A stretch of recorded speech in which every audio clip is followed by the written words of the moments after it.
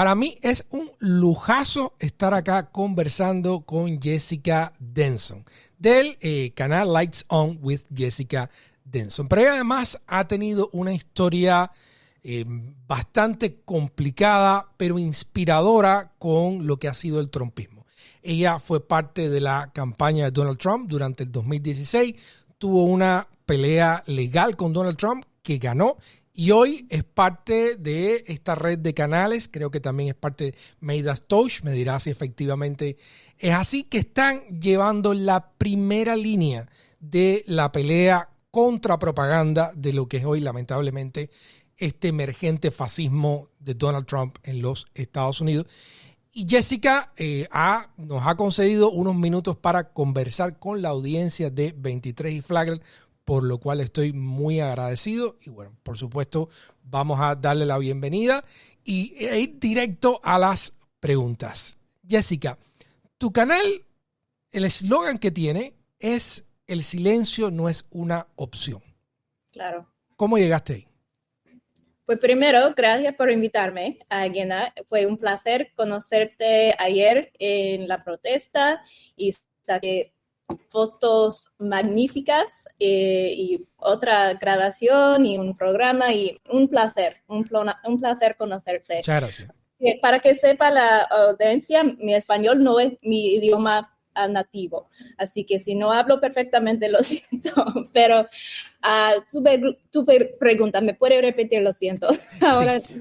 El canal que conduces, que además es un canal con mucho éxito y muchísimo tráfico, sí, tiene de slogan "El silencio no es una opción". Claro. ¿Cómo llegaste a ese convencimiento?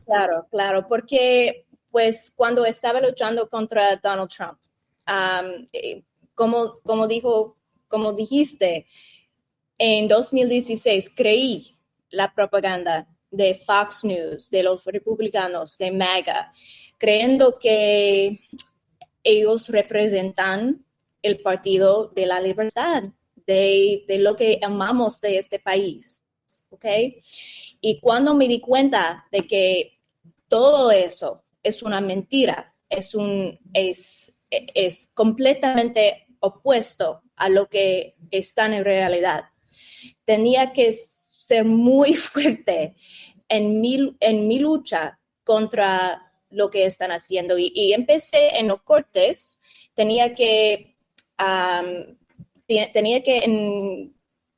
I had to invalidate their non-disclosure agreements in court, porque usaron estos contratos de silencio para que yo no pudiera hablar como ciudadana americana, como persona libre en este país, en mi país. Me dijeron que no podría criticar, no podría decir cosas malas contra Donald Trump por toda mi vida, con un contrato ilegal. Sí, Jessica está explicando que ella tuvo que luchar contra un contrato de confidencialidad que claro, habían establecido no solo sobre ella, sino otras personas involucradas en la campaña. Y la buena noticia es que ella ganó esta pelea legal y pudo romper el silencio.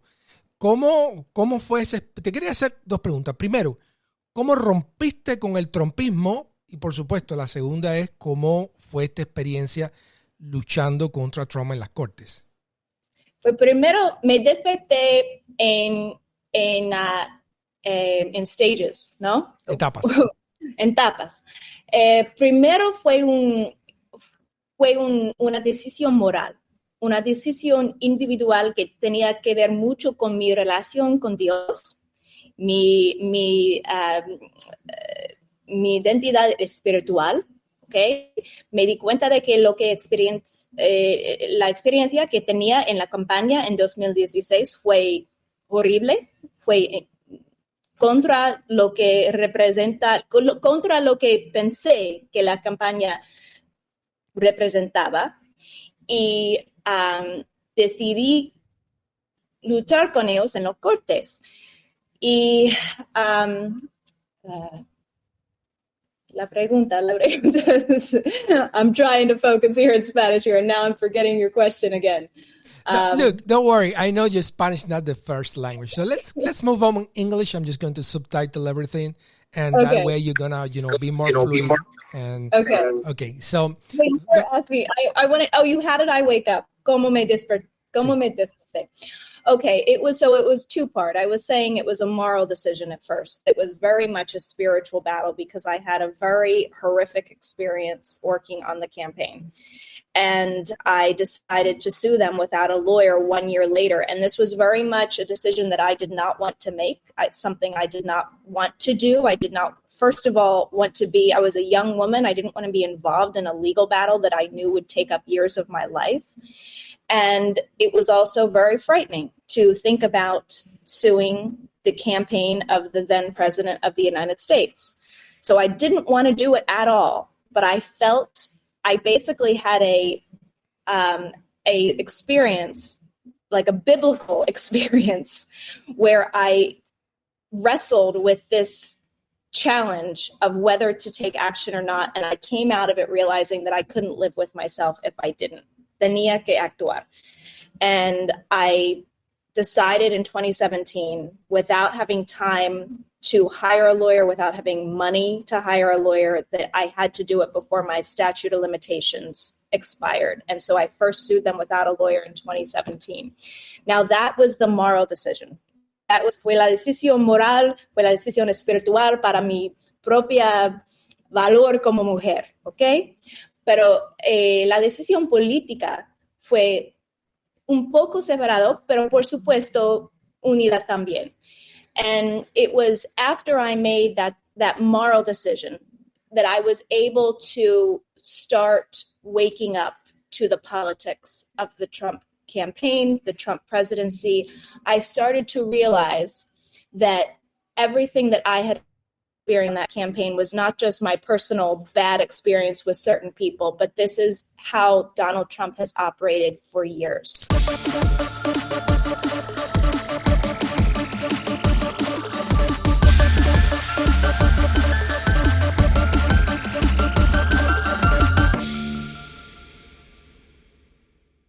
But what was that was so bad? I mean, what exactly within the campaign made you change? What happened in the campaign or what happened afterwards? Well, I think what happens in the campaign made you change, right? So what exactly? What happened in the campaign shocked me. What happened in the campaign is I was hired into a fairly low-level position in Trump Tower, and I was promoted very quickly in Trump Tower by Steve Bannon, of all people. Steve Bannon promoted me to lead the Hispanic engagement effort on that campaign because before they did not have anyone in the campaign doing this from a national level. And I very quickly came under attack by my former boss, who did not like seeing a woman that he had hired to be very much in his grip succeed above him. And this individual and another woman retaliated against me heavily. I was accused falsely of leaking Trump's taxes. I was banned from Trump Tower. I was reported to Secret Service. I was during Access Hollywood weekend, if you remember that, when the Access Hollywood tape came out in 2016, I was ushered into Kellyanne Conway's office where she was basically in damage control mode, just making sure that I did not speak to the media about my experience because that's all they cared about, was keeping a woman silent. La única cosa que le importaba en ese momento fue silencio, desde la gente y en particular una mujer que estaba sufriendo muchísimo en su campaña. So I walked away from all of that in just this dark, dark, dark shadow. But I had, surprisingly, but maybe not so surprisingly, generally good interactions with Donald Trump himself, with the actual man. In comparison with the horror that I experienced from his senior staff, my interactions with Trump himself were fairly positive. So it took me time to make the connection that everything, all of the abuse, all of the harassment, all of the, the lies were coming down from the top, that Donald Trump creaba ese ambiente que permite que todas esas cosas muy corruptas pasen debajo de él.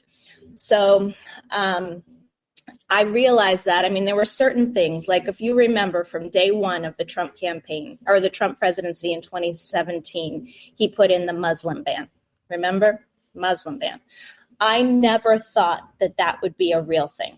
I always thought it was just a story he told on the campaign to sound, you know, to put out a lot of bluster. I never thought he would do something so extreme. It was a bluff. You thought it was a bluff.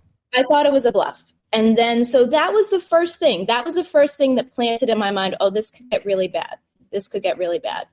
And then more and more, I would see how he treated people in government, just complete disrespect for their service. One example was what he did to James Comey. When he fired James Comey was in California, needing to fly back to Washington, D.C., and he did not even let James Comey take the government plane back to D.C. I mean, that's how cruel, the cruelty of this man. I saw how he treated his staff that were just trying, even though they're not perfect people, that were just trying to serve this country. I saw what he did to Marie Yovanovitch. Remember, she was the witness in the first impeachment. And he said about her, this woman is going to go through some things. She's going to go through some things. And I thought, oh my God, this feels very close to home because this is exactly what I lived. And so I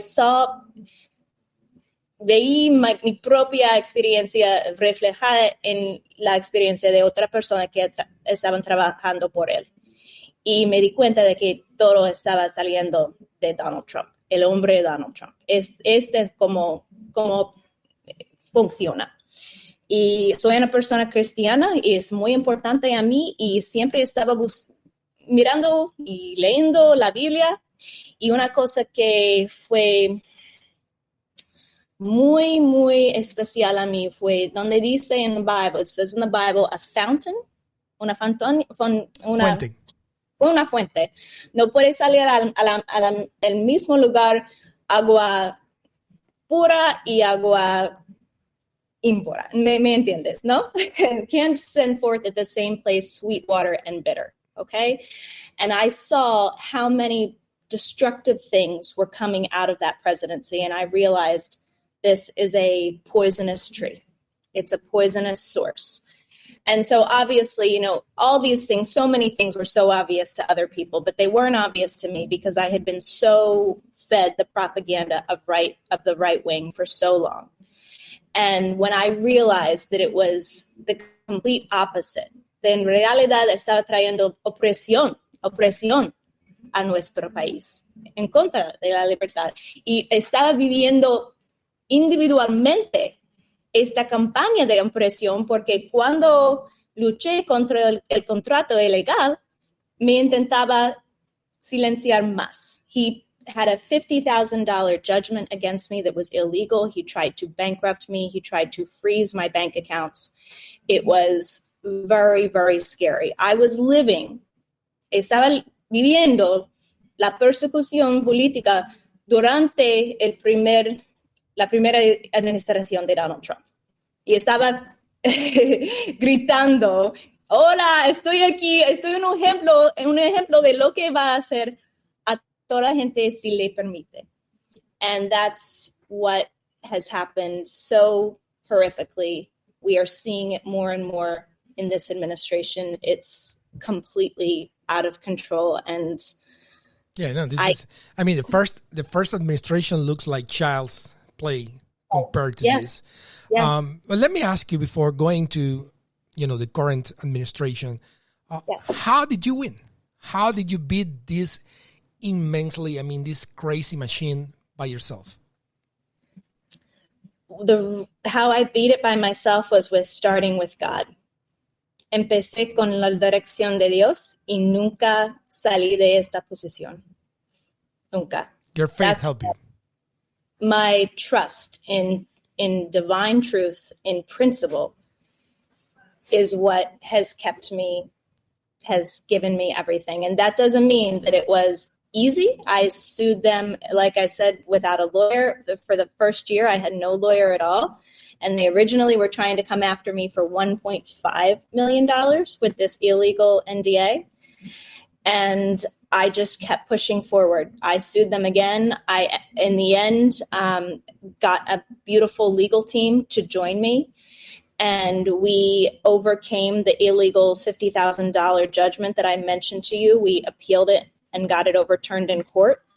And then we brought a class action in New York federal court that ended up invalidating every single illegal NDA that was signed by Trump staffers in 2016. So how did I stay on that track? I stayed on that track with God. And that doesn't mean, like I said, it wasn't extremely, extremely frightening at many times. But I always went back to, this is principle, this is truth.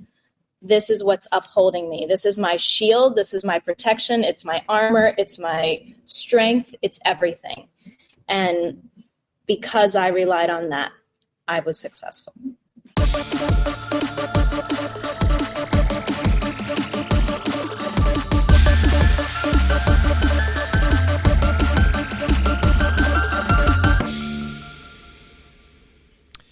How did you start your YouTube channel? I mean, at some point you said, okay, so let's start my platform. It's called Lights On. And yes. I honestly have been watching your channel like before we met. So I'm really excited to know, the story about it. How did it all start? Sure. Well, I never, I will tell you, I never envisioned myself as a podcaster ever. And I still don't necessarily want to be a podcaster, to be honest with you, which I kind of think is kind of symbolic of a lot of us that are speaking out in this moment. It's not because we want to do it. It's because we feel we have to do it. But I had a story that was not being covered by the media. It was like I was dealing with several levels of silence. One was from the Trump campaign trying to put it on me, and the other was with the media pretending like I never existed. And I had done some interviews. I did an interview, as you mentioned, on Midas Touch. That was one of my first. It was a whole year after my first major court victory. That's how long it took to actually get my message out. And when I did that, there was just incredible feedback as to people wanting me to share my voice more. And so I did a lot of work with Midas Touch on the January 6th hearings, just as a panelist. And eventually they gave me my own show, which I called Lights On. And I just built, a really incredible community on the show. And then, lo siento, estamos en un área pública ahora mismo y hay otra gente. But I was on Lights on Midas Touch for about a year and a half. And after the election, I had serious doubts as to whether Donald Trump actually won the election legitimately. And I saw immediately how the Democratic Party and the Democratic media establishment was so afraid to have that conversation because they did not want to look like Stop the Steal and MAGA in 2020. And I realized how dangerous that was. I mean, it's like one hell of a psyop to so make a spectacle of election integrity that they did in 2020 that we could never have that conversation legitimately again. But I knew that we had to have it. There were people like security experts, election security experts, data scientists, computer scientists begging the Harris campaign to do recounts. And I wanted to amplify that. And Midas Touch was not willing to have that conversation on their network. So I left Midas Touch right after the election in November to have those conversations and to amplify the calls for recounts and audits. And since then, Lights On has just grown and grown. I think I had like under 10,000 subscribers when I left Midas Touch, and I think I'm almost at 200,000 now. So it's been an incredible community. To be honest with you, Gana, the only reason I do Lights On, and I tell my audience this, is because it's a movement. If I didn't have something to tell you to do, I wouldn't do my show. And it ended up developing into basically like a protest launch space. And we had our first protest in early January where we were trying to get Congress to uphold their constitutional duty to reject his presidency altogether, Trump's presidency, because he's in violation of Section 3 of the 14th Amendment. He is not legally allowed because of what he did 4 years ago on the Capitol. So it's just been an incredible movement. I have an incredible audience, as I'm sure you do too. So engaged, and they show up like we both did yesterday at these protests, and they are refusing to be silent with me. So it's been really incredible. Yesterday, you spoke about this coalition to impeach and remove Trump. Yes. Can you share something about it? I mean, what's new about this? Yeah, so as I mentioned, I've been protesting since early January, and then since his administration has taken root and all of these extreme authoritarian actions happen on a daily basis, impeachable offenses on a daily basis, there's all these protests out there, but they don't seem to have a direct demand. They don't seem to be specifically asking for something. And, we have on No King's Day, we had something like 6 million, 7 million people in the streets. And that's amazing. That's incredible. But yet the media still treats this like it's just another day in politics every day. Like we're still not handling with the degree of outrage. And I mean, we on the streets are, but the conversation nationally is not where it needs to be. And as an effect of that, we're not translating the pressure to Congress, to our lawmakers who actually have the ability to do something about it. So having organized protests and having organized my own protests, we did another very large one in March on the National Mall, a Veterans March, that was specifically messaging removal. I wanted to broaden this tent. I didn't want to be the only one out there who was having removal protests. I wanted as many people in the protest space to be united with this message that Donald Trump needs to be constitutionally removed from office, impeached, convicted, removed. And so I just formed the Removal Coalition, which is just an umbrella to amplify the organizations and to encourage particularly organizers and activists on the ground to directly message removal in their protests. Tiene que pedir lo que estamos buscando, what we're demanding from our lawmakers. And so 5051 Miami was one of the first groups to join the Removal Coalition. Of course, my original group, 14th Now, which was for the enforcement of the 14th Amendment, is part of it. We've got about 8 others, and it's growing by the day.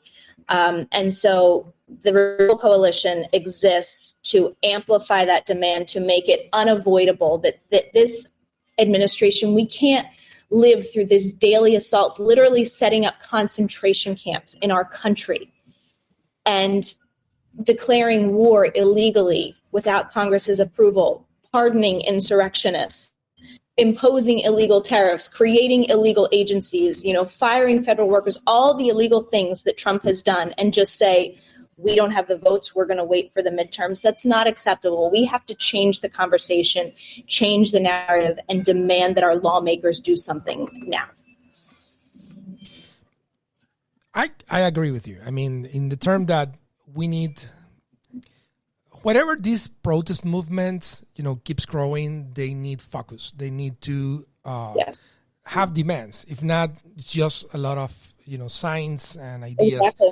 And it is very difficult. So, wow, that looks interesting and strong, to be honest. So I really hope this moves forward. Now, you have been talking a lot about weakened democratic norms. Where do you think we are now in 2025 with this second Trump regime or administration? I don't know how to call it, but where do you think we are now?